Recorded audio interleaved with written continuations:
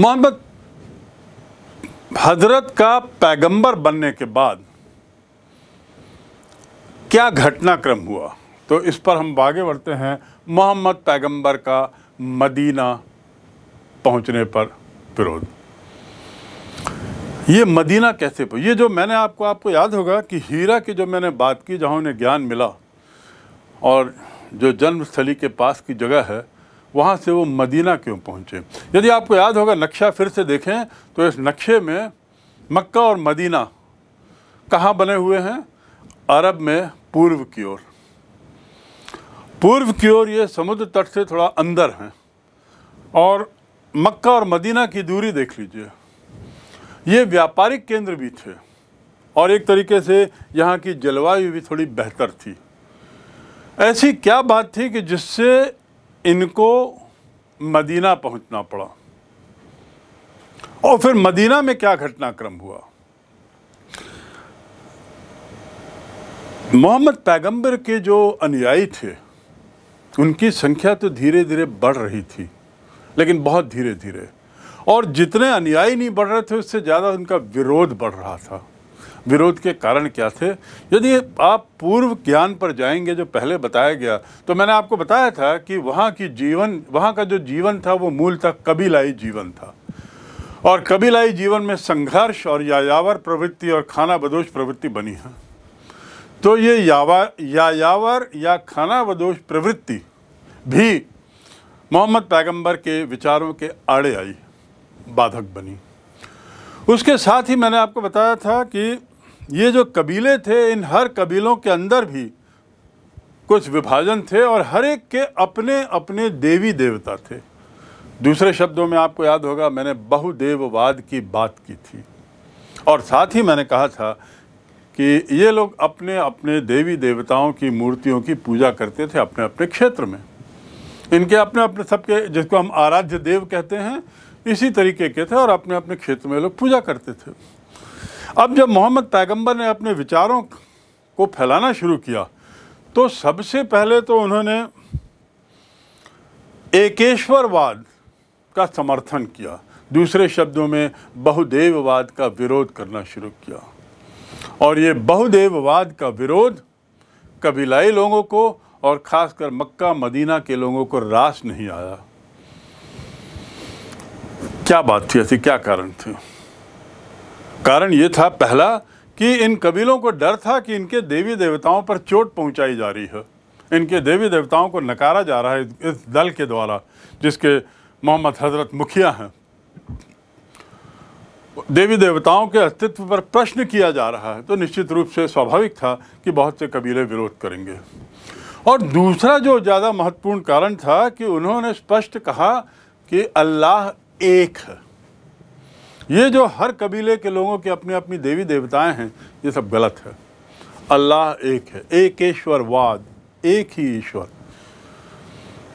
जो कबीले के लोगों को नागवार गुजरी। दूसरी बात थी, इन्होंने मूर्ति पूजा का सख्त विरोध किया। मोहम्मद पैगंबर ने मूर्ति पूजा का सख्त विरोध किया, और मैंने पूर्व में भी बताया और अभी थोड़ी देर पहले आपको बताया कि ये कबीले के लोग अपने अपने देवी देवताओं की पूजा मूर्ति के माध्यम से करते थे, और मस्जिद में या मंदिर जैसी कुछ जगह होती थी जिसे हम हिंदू धर्म में मंदिर कहते हैं, वहाँ पर ये मूर्तियाँ रहती थी और ये लोग पूजा करते थे, उसके अनुयायी। अब यहाँ पर भी मोहम्मद पैगंबर ने चोट पहुँचाई। तो दूसरे अर्थों में कहने का तात्पर्य ये है कि मोहम्मद पैगंबर के विचार तत्कालीन कबीलाई समाज को रास नहीं आ रहे थे और वो उसका विरोध कर रहे थे।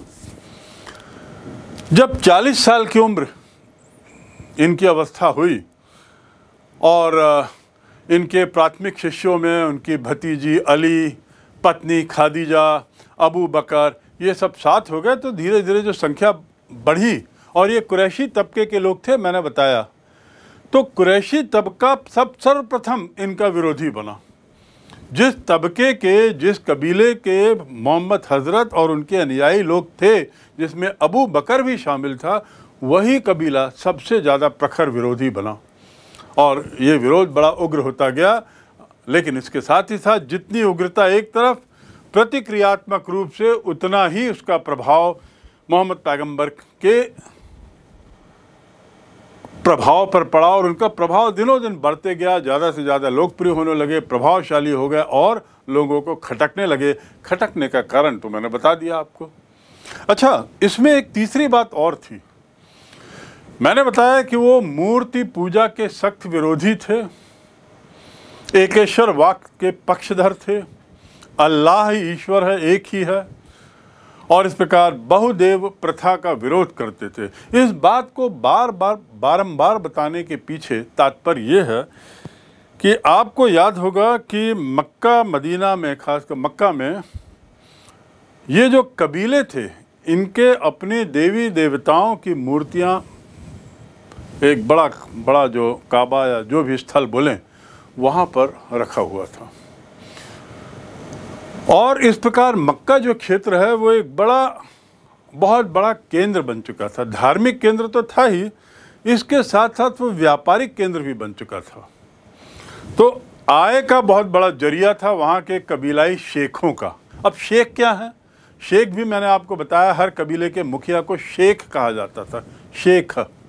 तो ये शेख लोग की कमाई का जरिया, जो कबीलों के मुखिया होते थे उनकी कमाई का जरिया, ये धर्म के नाम पर लोगों के द्वारा मक्का आना और उससे होने वाली आय उनका जरिया थी।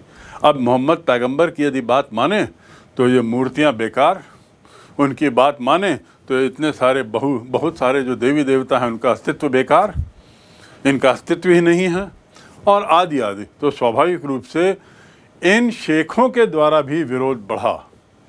और शेख लोग क्या थे? प्रभावशाली लोग थे, प्रभावशील लोग थे। तो शेख, अमीर, ये जो उच्च वर्ग के लोग थे, इनके द्वारा दिनों दिन विरोध बढ़ता गया। लेकिन उसके साथ ही साथ मोहम्मद पैगंबर का कारवां भी धीरे धीरे बढ़ता गया, उनका दल भी धीरे धीरे बढ़ता गया। जो दल 50 का था वह धीरे से 100, 200, 300 पे पहुंचा। जो लाखों तीर्थयात्री वहाँ आते थे और जो आय होती थी, जिसमें मूर्ति पूजा मना थी लेकिन अंधविश्वास फैला हुआ था, कुरैशी लोग नहीं चाहते थे बिल्कुल कि ये जो तीर्थयात्रियों से जो आमदनी होती है, जो आय होती है, इस पर कोई कुठारापात करे, इस पर कोई चोट पहुँचाए। वो नहीं चाहते थे कि काबा को समाप्त करने वाली कोई बात हो, वे नहीं चाहते थे कि अंधविश्वासों को हटा दिया जाए, क्योंकि इसी के बल पे तो इन लोगों की कमाई थी। मोहम्मद साहब ने जो उपदेश दिए, जिसे अल्लाह की वाणी कह सकते हैं, उन उपदेशों के बल से वहाँ पर एक तरीके से क्रांति शुरू हुई, एक तरीके से बड़ा तीव्र वायलेंट परिवर्तन शुरू हुआ और टकराहट प्रारंभ हुई। मोहम्मद पैगंबर और उनका बढ़ता हुआ दल, समूह, कारवां, और दूसरी तरफ ये कबीलाई लोग, और जिसमें कुछ रूढ़िवादी लोग थे वो ईर्ष्या भी करने लगे। कुरैशी कबीले में जो धार्मिक लोग थे, धार्मिक मुखिया जो थे, या कुरैशी कबीले में जो लोग धर्म को दिशा देते थे, हम उसे कह सकते हैं कि कुरैशी पंडित एक तरीके से, उन्होंने सोचा यदि इस्लाम का इसी प्रकार विस्तार होता रहा तो उनका तो काम ही खत्म हो जाएगा, उनका सारा आय का जरिया खत्म हो जाएगा, उनका प्रभाव समाप्त हो जाएगा और वो कहीं के नहीं रहेंगे। जो लोग मूर्ति पूजा करते थे वो लोग भी उनके विरोधी हो गए। यहाँ तक कि ऐसा भी समय देखा मोहम्मद पैगंबर ने इस काल में जहाँ उन पे पत्थर भी मारे जाने लगे, और उसके साथ ही उनका जीवन भी बड़ा कठिन होता चला गया, उनको तरह तरह की यातनाएं दी जाने लगी। ये देखिए 570 में इनका जन्म हुआ, 40 वर्ष की उम्र में, एक तरीके से हम कह सकते हैं 25 वर्ष की उम्र में वो चले गए थे, और फिर 40 आते आते उन्हें वो जो क्या बोलना चाहिए, प्रचार प्रसार का जरिया मिला। दुर्भाग्य से 40 मतलब हुआ 610, 570 में 40 वर्ष आप जोड़ें तो 610 ईस्वी। करीब 9 वर्ष तक ये प्रचार प्रसार चला, और प्रचार प्रसार से ज़्यादा तो कहना चाहिए इसका विरोध बढ़ता गया। दुर्भाग्य से 619 ईस्वी में उनकी पत्नी खादीजा और चाचा की मृत्यु हो गई। आपको याद होगा कि इनके पिताजी की मृत्यु के पश्चात इनके पिताजी मोहम्मद हज़रत के पिताजी की उम्र कब हुई थी? जब वे स्वयं गर्भ में थे तब हुई थी, और माँ की मृत्यु जब ये 6 वर्ष के थे तब हुई थी। तो और ऐसे समय में माँ की मृत्यु के बाद पिताजी के भाई ने यानी चाचा ने इन्हें पाला था। अब वे चाचा भी नहीं रहे। 619 में दुर्भाग्यवश दोनों चाचा और उनकी पत्नी शादीजा, जो उनसे उम्र में कई वर्ष बड़ी थी, दोनों की मृत्यु हो गई। और इसके साथ ही एक और समस्या ये हुई कि उन्हीं के अपने कबीले जो थे, उस कबीले के जो नए शेख बने, वे तो और विरोधी हो गए और कट्टर विरोधी हो गए, और उनकी समस्याएं बढ़ने लगीं। लेकिन साथ ही साथ ऐसा होते होते उनके अनुयायी भी बढ़ते गए। यानी आप देखेंगे कि विरोध बढ़ता गया और प्रोपोर्शनेटली आनुपातिक दृष्टि से उसका विरोध भी बढ़ता गया। एक न्यूटन का लॉ है ना, every action has an equal and opposite reaction. Every action has an equal and opposite reaction.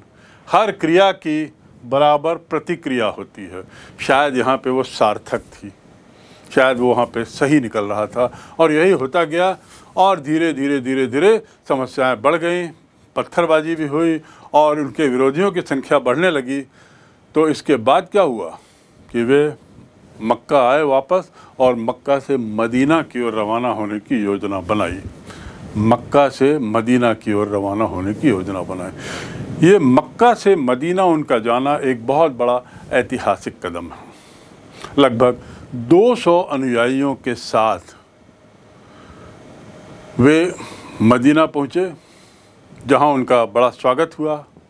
लेकिन मदीना में भी विरोध तो था ही, लेकिन स्वागत भी हुआ। और 2 जुलाई 622 को मदीना पहुँचे।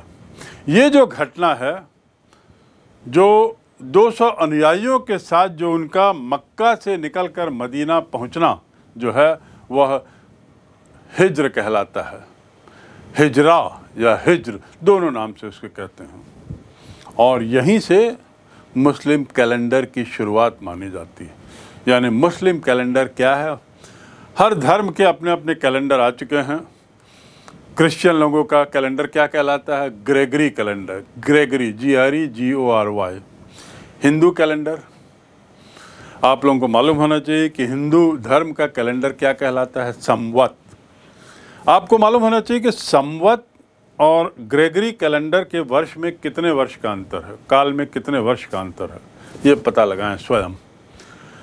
जहाँ तक इस्लाम धर्म की बात है, मोहम्मद पैगंबर के द्वारा अपने अनुयायियों के साथ मक्का से मदीना पहुंचना, ये जो उनका माइग्रेशन है, ये जो मूवमेंट है, ये घटना से उनका नया कैलेंडर माना जाता है। और ये वर्ष हिज्र या हिजरा कहलाता है। ये घटना, इस घटना को हिज्र या हिजरा कहते हैं।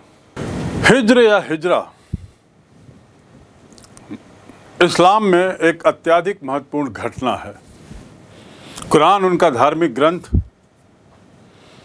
हीरा में गुफा के तहत मिली उनका ज्ञान, और उसके बाद अब ये मक्का से मदीना उनका एक तरीके से पलायन, मक्का से मदीना पलायन जो हिजरा कहलाता है, हिजर कहलाती है जो घटना, ये भी इस्लाम के लिए अत्यधिक महत्वपूर्ण है। और यहीं से उनका कैलेंडर प्रारंभ होता है जो 2 जुलाई 622 को मानते हैं। थोड़ा सा हम और कैलेंडर के बारे में जानें और फिर आगे हम उसको कैलकुलेशन भी जानेंगे कि हिजरी वर्ष जो है वो चंद्र वर्ष है, चंद्रमा पर आधारित है। आप सुनते होंगे कि चांद दिखा कि नहीं, मुस्लिम लोगों से ये शब्द बार बार आप, यानी उनका जो वर्ष है वो चंद्र पर आधारित है, और जिसमें प्रत्येक दिन जो है वो सूर्यास्त के समय शुरू होता है। सुनिए ध्यान से, दिन कब से प्रारंभ माना जाता है? नया दिन सूर्यास्त से, सूर्योदय से नहीं। नया दिन की शुरुआत सूर्य के ढलने के समय से मानी जाती है। तो सूर्यास्त से नया दिन शुरू होता है, और प्रत्येक माह जो है वो अर्ध चंद्र से शुरू होता है। प्रत्येक माह अर्ध चंद्र से शुरू होता है। हिजरी वर्ष जो है वो जो सामान्य सूर्य वर्ष जिसे हम ग्रेगरी वर्ष कहते हैं उससे 11 दिन कम है। कितने दिन कम है? 11 दिन कम है। हिजरी वर्ष सूर्य वर्ष से 11 दिन कम। सूर्य वर्ष कितने दिन का है? 365। तो हिजरी वर्ष कितना हो गया? 354 दिनों का। 354 दिनों का इस्लाम का वर्ष माना जाता है। इसमें कुल मिला के 354 दिन होते हैं। 29 या 30 दिनों में 12 महीने होते हैं, जबकि ग्रेगोरियन कैलेंडर में 30 या 31 दिनों का होता है।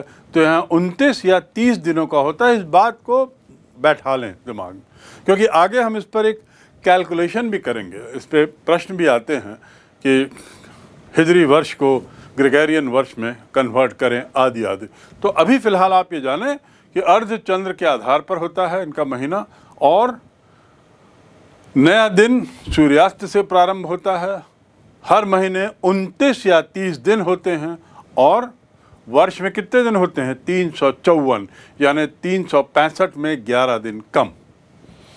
हिजरी सन की जो स्थापना मानी जाती है वो उमर के खिलाफत के वक्त हुई थी। किसके वक्त हुई थी? उमर जो खलीफा थे। खिलाफत उसी से बना हुआ, खलीफा से ही बना है खिलाफत। खिलाफत का एक अन्य अर्थ हम जानते हैं विरोध करना। मैं उसकी खिलाफत कर रहा हूँ, पर यहाँ पे उसका उस अर्थ से कोई ताल्लुकात नहीं है। खिलाफत शब्द बना है खलीफा से। अंग्रेजी में उसे कहते हैं कैलिफ, CALIPH, कैलिफ।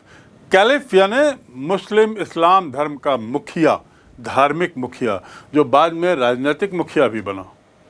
यानी दो पदों को वो एक साथ देख रहे थे, वो कैलिफ कहलाया, और उसी से बना खलीफा उनकी भाषा में, उर्दू में, हमारे हिंदी में, और खलीफा से बना खिलाफत। तो हिजरी की जो इस सन की जो स्थापना हुई वह किसने की? उमर के द्वारा, उसके काल में खिलाफत में की गई थी। अभी हमने जाना कि कैसे या किन स्थितियों में, किन कारणों से मोहम्मद अपने दल के साथ, हजरत मोहम्मद मक्का से मदीना गए, क्योंकि विरोध हो रहा था। विरोध के कारण पे अब हम पुनः नहीं जाते, लेकिन फिलहाल प्रखर विरोध, तीव्र विरोध और यातनाओं के कारण वे मदीना गए। अब जब मदीना पहुंचे तो वहां तो उनका स्वागत तो हुआ, लेकिन विरोध भी कोई कम नहीं था। दूसरा, जो घटनाक्रम उस समय हो रहा था उसमें मोहम्मद पैगंबर को या मोहम्मद हजरत को ऐसी समझ आई कि राजनीतिक जीवन में भी कुछ दखल देना जरूरी हो गया। आखिर क्यों? याद होगा कि कबीलों के बीच के सतत संघर्ष ने जीवन को बहुत कठिन बना दिया था। सभी के जीवन को, कबीलों के सतत संघर्ष ने सभी के जीवन को कठिन बना दिया था। तीसरा, मोहम्मद पैगंबर का ये सोचना था कि जब तक ये राजनीतिक सत्ता नहीं होगी तब तक ये विरोध बढ़ता ही रहेगा, सतत रूप से जारी रहेगा, और दिन कठिन से कठिनतर हो सकते हैं। तो इसलिए यदि मुझे अल्लाह की आवाज़, अल्लाह की वाणी को ज़्यादा से ज़्यादा, जल्दी से जल्दी लोगों तक पहुंचाना है, तो आवश्यक है कि मैं कुछ राजनीतिक गतिविधियों में भी अब दखल देना शुरू करूं, घुसना शुरू करूं। साथ ही इनका विचार था, मोहम्मद पैगंबर का, कि अपने इन विचारों के माध्यम से कबीलाई संघर्ष जो है, इंटर कबीलाई अंदरूनी संघर्ष, कबीलाओं के बीच में जो अंदरूनी संघर्ष है उसको न्यूनतम करें। दूसरे शब्दों में इनको एकजुट करने का जरिया इन्होंने सोचा यही है, और इसलिए राजनीतिक सत्ता या राजनीति के प्रति उन्होंने रुचि लेनी शुरू कर दी। तो अब हम जान रहे हैं कि कैसे एक व्यक्ति जो समाज की बुराइयों से चिंतित था, जिसे अल्लाह के देवदूत के रूप में देखा गया, उसने कैसे राजनीति में अपनी रुचि मोड़ी राजनीति की ओर। ये एक व्यवस्था भी रही होगी, क्योंकि उन्हें पता था कि there cannot be victory without sword. आपको याद होगा भारतीय इतिहास में जब अंग्रेज लोग भारत आए थे और उन्होंने व्यापार करना शुरू किया था, तो एक क्षण ऐसा आया प्लासी के 1757 के युद्ध के पहले, एक समय ऐसा आया जब अंग्रेजों ने मान लिया था कि trade cannot be carried on without sword in hand. बिना हाथ में तलवार लिए भारत में अब व्यापार संभव नहीं है। और तलवार का अर्थ उनका क्या था? तलवार से उनके मायने थे शक्ति, सैनिक शक्ति, पावर, ताकत, सैनिक क्षमता। उसी प्रकार मोहम्मद पैगंबर को भी ऐसा महसूस हुआ कि राजनीतिक दखल में जाना जरूरी है यदि उन्हें अपने विचारों को लोगों तक पहुंचाना है, विरोध कम करना है। तो उन्होंने राजनीति में रुचि लेनी शुरू की और मदीना में एक अपने तरीके से एक राज्य की स्थापना कर दी। तो इस प्रकार अरब के अंदर ही आप देखेंगे मदीना राज्य की स्थापना की और स्वयं को वहाँ का राजा बना लिया, स्वयं वहाँ के राजा बन गए। धार्मिक मोहम्मद पैगंबर ने राजत्व भी हासिल कर लिया। उनके कबीले के लोग तो अभी भी शत्रु बने हुए थे। कबीला कौन सा था? कुरैश कबीला। कुरैश कबीले के लोग उनके अभी भी बने हुए थे और मदीना के लोग भी शत्रु हो गए। तो अब मदीना से उनको निकालने की योजनाएं शुरू करने लगे। मदीना में उनके राज्याभिषेक को लेकर भी वहाँ पे विरोध शुरू हुआ और ये विरोध बढ़ता ही गया। तो अब मदीना से मोहम्मद पैगंबर और उनके गुट को निकालने का प्रयास शुरू हो गया और इन्हीं प्रयासों का परिणाम था कि 2-3 युद्ध हुए।